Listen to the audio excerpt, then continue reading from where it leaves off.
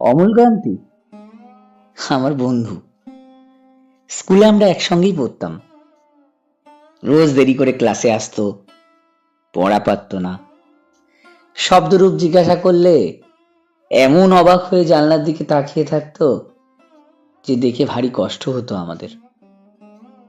আমরা কেউ কেউ মাস্টার হতে চেয়েছিলাম, কেউ ডাক্তার, কেউ উকিল। অমলকান্তি সেসব কিছু হতে চায়নি। সে রোদ্দুর হতে চেয়েছিল। ক্ষান্ত বসন কাক ডাকা বিকেলে সেই লাজুক রোদ্দুর, জাম আর জামরুলের পাতায় যা নাকি অল্প একটু হাসির মতো লেগে থাকে। আমরা কেউ মাস্টার হয়েছি, কেউ ডাক্তার, কেউ উকিল। অমলকান্তি রোদ্দুর হতে পারেনি। সে এখন অন্ধকার একটা ছাপাখানায় কাজ করে।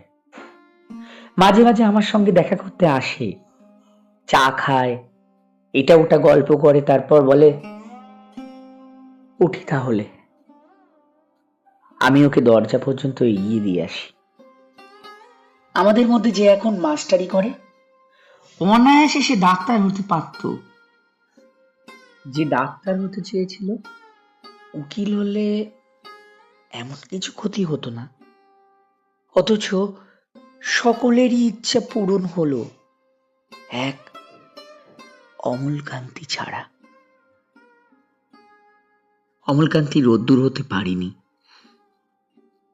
সেই অমলকান্তি রোদ্দুরের কথা ভাবতে ভাবতে যে একদিন রোদ্দুর হয়ে যেতে চেয়েছিল।